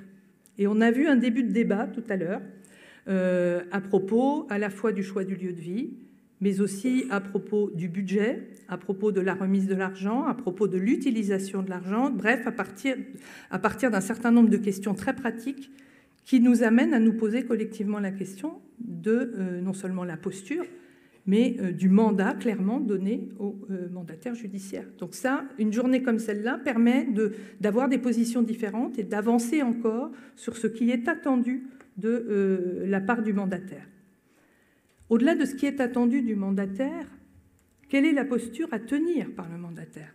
Parce que vous savez bien, et c'est vrai pour les juges aussi, entre ce qui est attendu de vous à vos places de professionnels et la réalité des débats et des dilemmes éthiques que nous avons face à une situation précise, individuelle. Que faisons-nous? Quels espaces fixons-nous? Quels interstices construisons-nous pour pouvoir, au cas par cas, laisser la personne prendre des risques ou prendre une décision, soit à sa place, soit différer sa décision? Pierre Boutier a bien expliqué comment parfois, lui, il avait plutôt tendance à dire « mais la personne décide ». Et puis moi, je la laisse éventuellement se mettre en danger et après, j'interviens. Voilà, ces arbitrages-là n'ont pas de solution absolue. Ce sont évidemment des questions que nous devons nous poser au quotidien. La question des soins est également apparue au cours des différents cas pratiques. Et j'ai en particulier été frappée par l'exemple donné autour de la potomanie. Je pense que vous l'avez tous été, parce qu'on a eu deux réponses. L'une qui a été de dire, bien, il a fallu que j'essaie de trouver des solutions avec l'équipe de l'établissement, avec les soignants, avec la direction. Et donc, ce qu'on a fait, c'est qu'au fur et à mesure, on s'est adapté en réalité au risque que prenait la personne. Et pour lui éviter d'absorber trop de liquide, bien, on est allé jusqu'à retirer les robinets du jardin. Du parc. Et puis, sur cette question, un autre exemple est venu, Gilles, je crois, pour dire, mais nous, au comité d'éthique à Caen, on a été interrogés sur ce même type de situation, parce que finalement, la personne, on n'a pas trouvé d'autre solution que de l'attacher pendant 23 heures par jour, sur 24, pour lui éviter de se mettre en danger. Il me semble que dans ces... Je caricature Gilles, mais je crois à peine, hein. Et pardon pour poursuivre, l'équipe médicale vous disait, on n'est pas dans du soin. Et puis quand on creuse, c'est un étranger, il ne parle pas français et on n'est pas dans du soin. Alors, moi je crois vraiment qu'il faut revenir aux fondamentaux. Nous avons besoin de fondamentaux partagés. Qu'est-ce que c'est que le soin? Est-ce que c'est simplement soigner? Est-ce que c'est aussi prendre soin et se poser quand même un certain nombre de questions sur les atteintes aux droits fondamentaux? Donc, entre un côté qui consiste à dire on s'adapte au fur et à mesure et puis on enlève un certain nombre de choses pour protéger la personne, au risque de mettre en difficulté ceux qui veulent utiliser les robinets et au risque de mettre en difficulté la collectivité. Je crois qu'il faut aussi évidemment l'avoir en tête. Et puis au risque d'aller peut-être très très loin, parce que jusqu'où va-t-on dans la protection de la personne pour éviter qu'elle ne boive trop d'eau? Jusqu'où va-t-on? Et pourquoi ne se pose-t-on pas la question de quels soins? Voilà, je pose juste la question. Et par ailleurs, sur l'exemple de Gilles, pourquoi dit-on qu'on n'est pas dans du soin, en sachant que ce monsieur est contraint? Et pour moi, il est dans des soins contraints. Et s'il n'est pas dans des soins contraints, il est dans l'arbitraire. Et donc, j'ai un vrai sujet. Donc, qu'est-ce qu'on fait ? Et on signale cette difficulté à qui ? Au comité d'éthique, au juge, au procureur ? On essaie de trouver une solution. Bref, je pense qu'on touche là l'extrême difficulté dans laquelle nous sommes lorsque nous sommes un peu hors du cadre et lorsque chacun réagit avec juste ses réflexes. Mais je n'ai pas de solution, je ne stigmatise personne, sauf que quand même dans cette situation-là, il y avait une atteinte extrêmement grave aux droits fondamentaux. Les différentes situations que nous avons travaillées ensemble ont montré qu'il était absolument indispensable d'avoir une approche globale des besoins de la personne. Donc une évaluation des situations qui doit être une évaluation transversale. Ce bien avant la mise en place de la mesure de protection, mais aussi pendant la mesure de protection. Et cela suppose de savoir également déterminer les niveaux d'urgence des décisions à prendre, sans oublier jamais le lien que le mandataire judiciaire, comme le juge, doit instaurer, puis ensuite cultiver avec les différents intervenants. Il est important également de s'interroger sur le cadre général du mandat donné par le juge. Je crois que mes collègues ont dit tous qu'actuellement, ils donnaient des mandats généraux, et puis qu'en réalité, alors qu'ils avaient une appréciation de l'individualisation, je me tourne vers vous, mais de l'individualisation au moment où ils choisissent s'ils mettent en place ou pas une mesure de protection, quel type de mesure de protection, avec quel type d'organe de protection et d'organisation. Mais une fois que le mandat est mis en place, le mandat, il est mis en place par ceux qui sont désignés, celui ou ceux qui sont désignés. Et s'agissant en particulier des mandataires judiciaires, l'individualisation se fait là, dans l'exécution du mandat.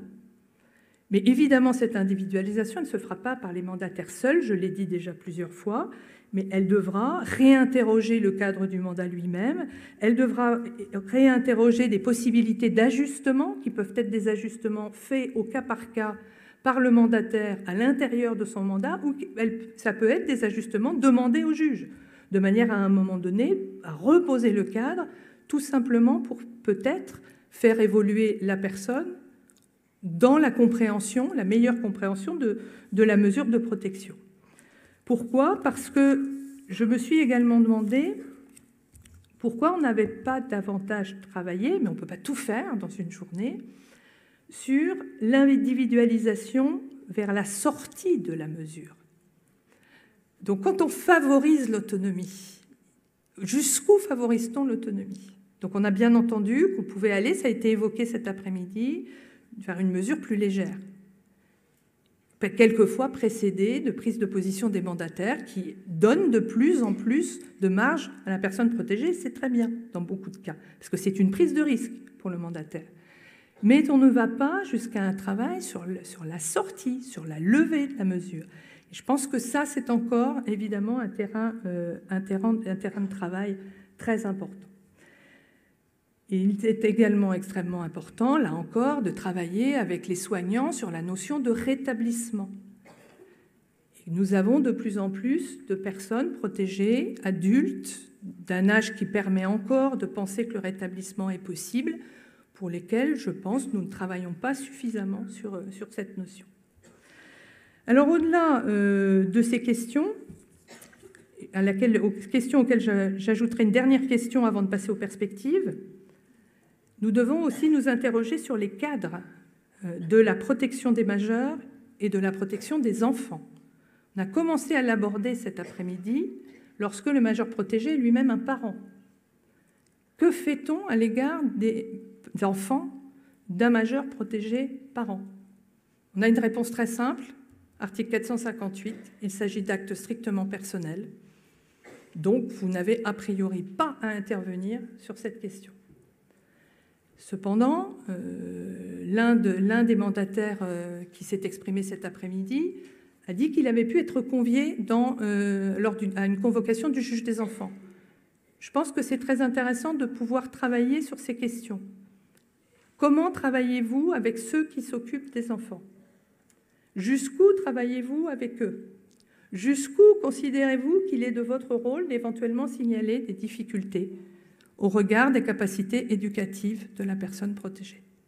Et vous voyez bien qu'à chaque fois qu'on creuse, on va évidemment réouvrir une boîte de Pandore, parce que votre rôle, c'est d'être aux côtés de la personne protégée, de respecter sa sphère d'intimité, mais pour autant, vous ne pouvez pas ne pas vous poser un certain nombre de questions. Alors, les perspectives aujourd'hui face à ces constats. Nous devons, et c'est une banalité de le dire, probablement rechercher le sens profond des interventions que nous faisons tous sur autrui. On le dit à chaque fois, et on le dit depuis des années, et nous avançons beaucoup sur ces questions parce qu'on a bien vu tout au long de la journée à quel point ces interrogations sont profondes chez chacun d'entre vous. Mais évidemment, cela suppose non seulement de partager les pratiques et les difficultés concrètes rencontrées, c'est ce qui a été fait aujourd'hui, cela suppose aussi de clarifier les textes, parce qu'on a vu qu'il y avait un certain nombre de contradictions encore entre les textes, malgré un certain nombre d'évolutions, et puis probablement de sécuriser mieux encore les pratiques, notamment sur le partage d'informations entre les acteurs. Et on a vu combien c'était parfois compliqué, tout simplement, d'avoir les informations détenues dans le dossier du juge des tutelles. Et je crois que nous devons travailler pour savoir ce que l'on transmet exactement. Si on a une application stricte des textes qui consiste à dire que, en fait, on ne communique les éléments que si on justifie d'un intérêt légitime, je pense que le mandataire, il a un intérêt légitime. Enfin, ça devrait aller de soi, moi, de ma place. Après, je comprends que ça n'est pas forcément facile de tout transmettre. Il y a des questions de logistique, mais qui peuvent être surmontées si l'on envisage d'utiliser les versions numérisées. C'est encore un travail à faire, bien évidemment. Mais il me semble que reconnaître, et j'en reparlerai tout à l'heure, un véritable statut au mandataire judiciaire professionnel, c'est évidemment lui donner accès, il a prêté serment, lui donner accès aux informations qui sont contenues dans le dossier du juge des tutelles. J'entendais la réticence vis-à-vis du certificat médical. Personnellement, je pense qu'on ne peut pas avoir cette réticence si on veut que le mandat soit exercé dans de bonnes conditions. Enfin, en tout cas, je le livre à votre réflexion. Et puis, il faut nous demander comment nous partageons les informations avec les autres acteurs. Les acteurs de la protection de l'enfance, quand il y a une protection de l'enfance, les acteurs du secteur social, les acteurs du secteur médico-social, les acteurs du sanitaire. De ce point de vue, il va commencer à la Haute Autorité de Santé, Commission sociale et médico-sociale, tout un travail sur les activités du mandataire, et on ira probablement, je dis on parce que j'ai la chance d'être également dans ce groupe de travail, également sur la question du partage des informations. Comment fait-on pour lever la question du secret et dans quelles conditions le fait-on? On sait qu'on a déjà un décret de 2016 lorsqu'il y a un professionnel de santé. Faut-il aller au-delà?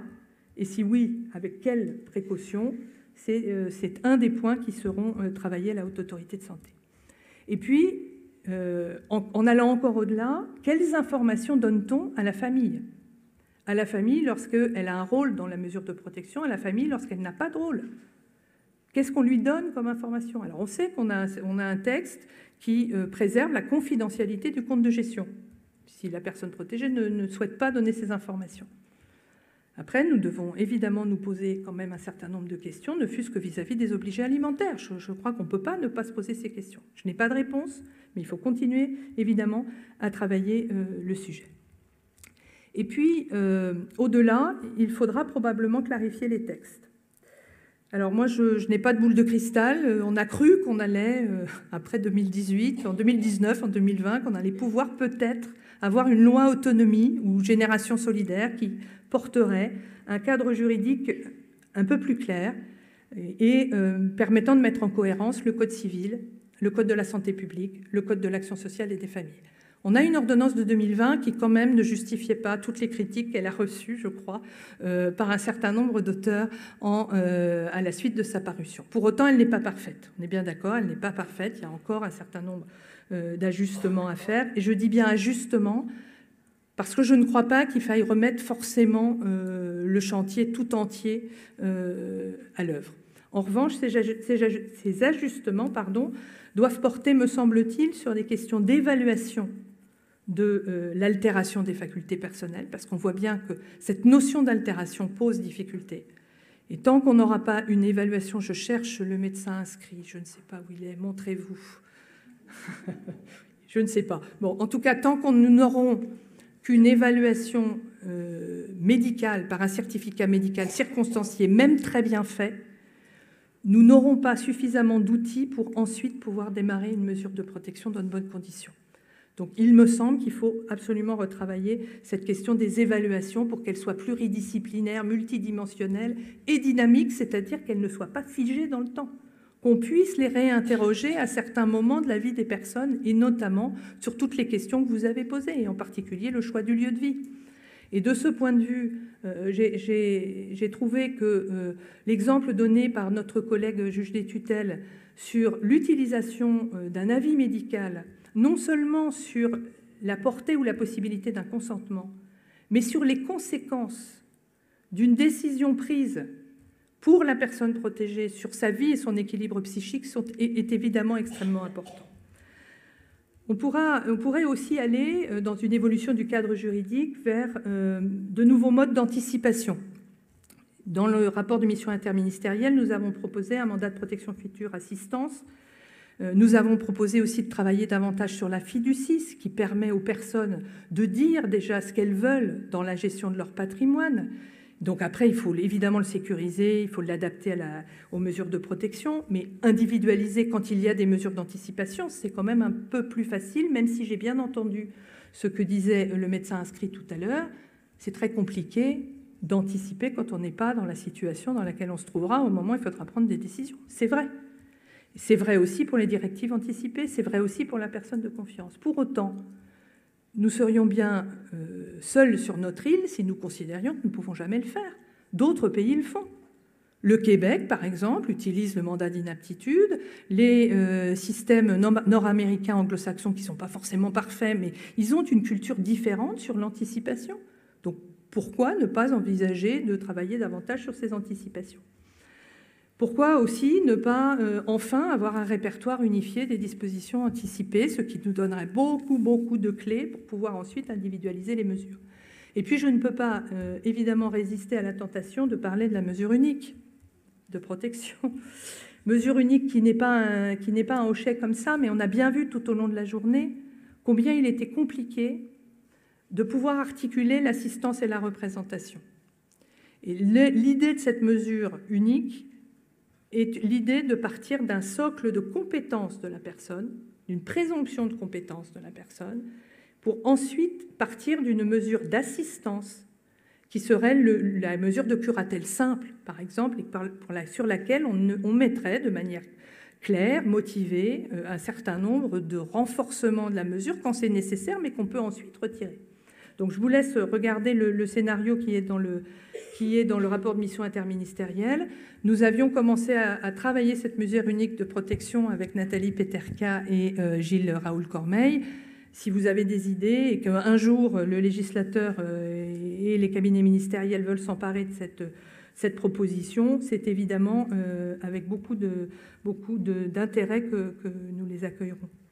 Il faut également prévoir une meilleure articulation des textes et une obligation peut-être plus claire, par exemple, au regard des actes qui sont demandés aux mandataires judiciaires, alors aux mandataires familiaux, mais aussi aux mandataires judiciaires. Alors je parle essentiellement des mandataires judiciaires parce que vous avez bien compris que dans les réflexions qui avaient été les nôtres en 2018 et qui ont été reprises en partie, mais seulement en partie dans la loi de 2019, l'idée était non pas de déjudiciariser pour déjudiciariser, en tout cas ce n'était pas notre idée à nous, c'était de faire davantage confiance aux mandataires judiciaires professionnels en s'appuyant sur les compétences des mandataires pour qu'ils exercent en direct un certain nombre de décisions, et en particulier sur la gestion de l'argent.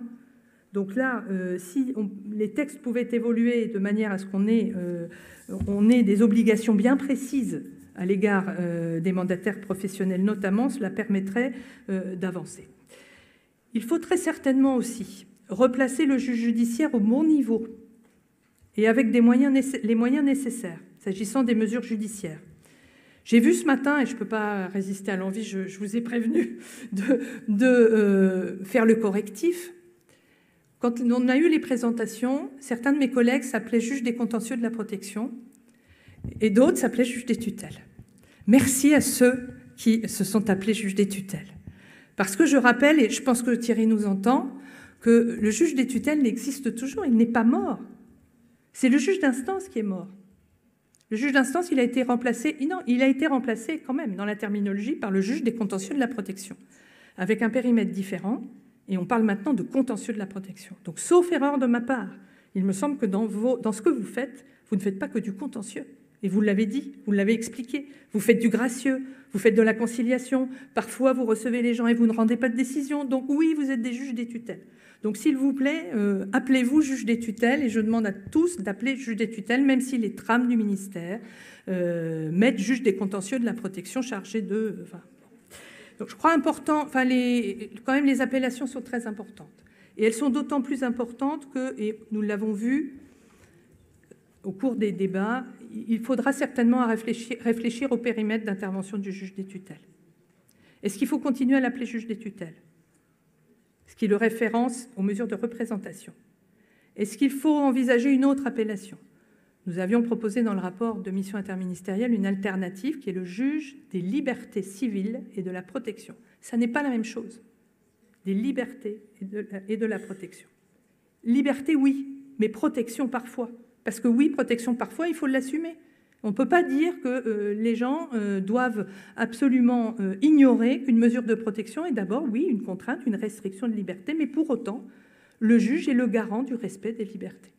Et donc, probablement, il faudra se poser la question, au-delà des mesures de protection stricto sensu, de l'intervention du juge, des tutelles, enfin actuellement appelé juge des tutelles, sur des décisions aussi importantes que le choix du lieu de vie, même quand on n'est pas en protection. Quand les gens rentrent en EHPAD et qu'il y a un vrai problème sur le consentement, qu'est-ce qui se passe? Quand les gens sont en soins sans consentement et qu'il y a une vraie difficulté, c'est le juge des libertés et de la détention qui est aujourd'hui compétent. Est-ce que vraiment il faut continuer comme ça? Je ne sais pas, je vous livre la question.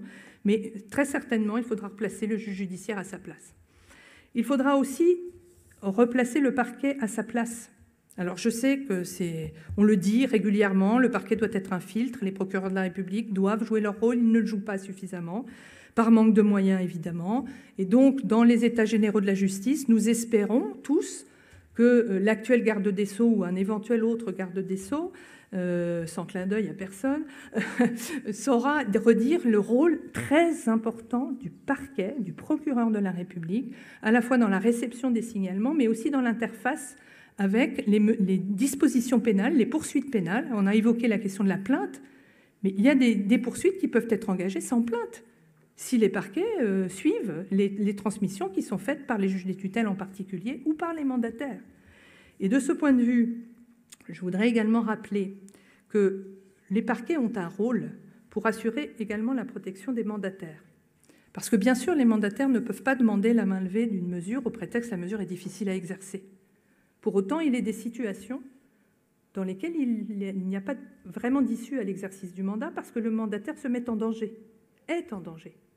Et donc, la jurisprudence de la Cour de cassation dit ben non, on ne lève pas la mesure dans ce cas-là parce que s'il y a un besoin de protection, il faut maintenir la mesure.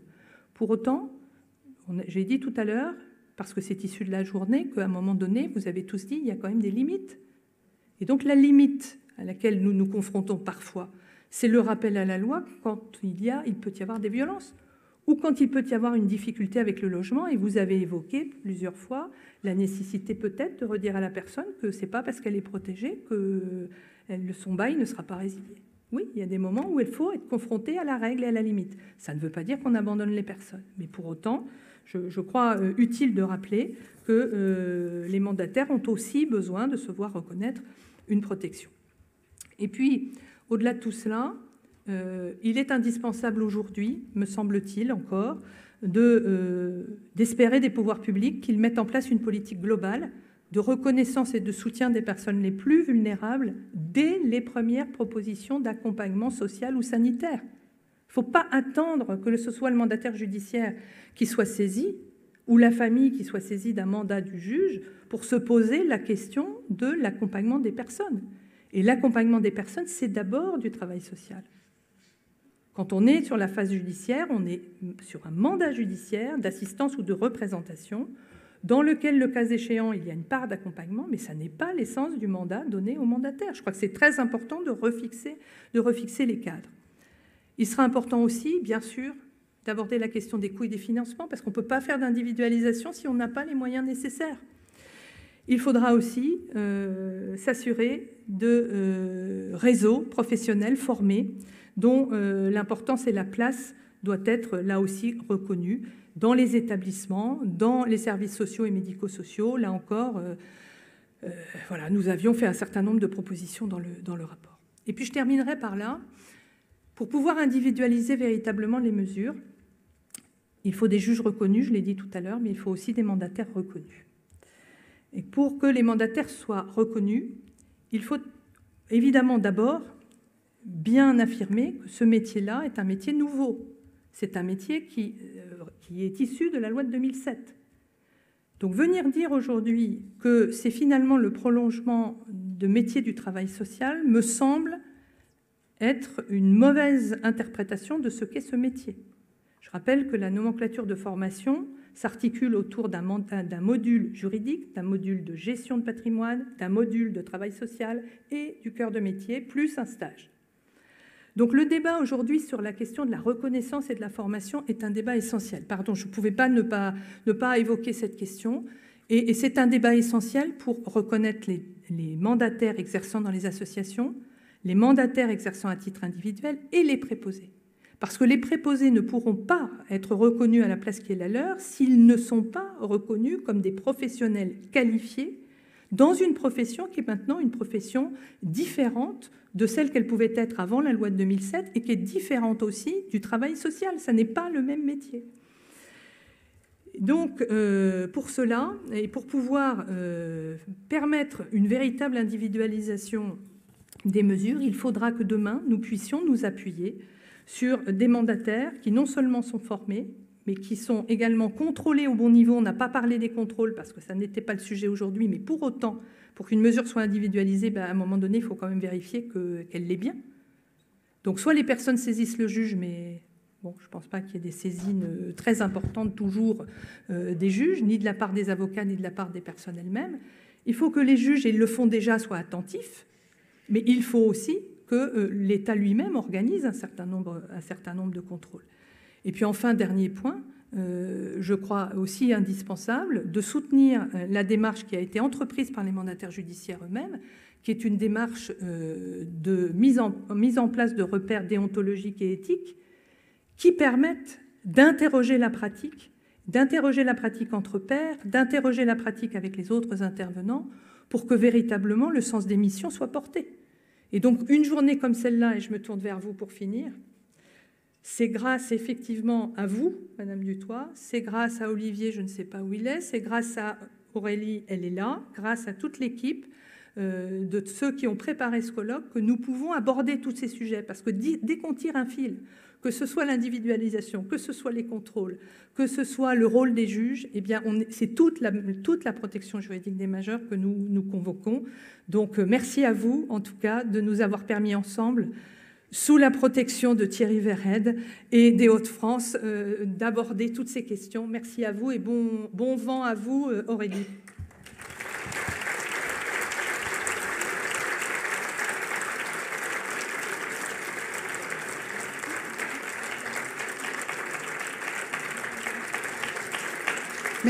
Merci beaucoup, Madame Caron-Déglise.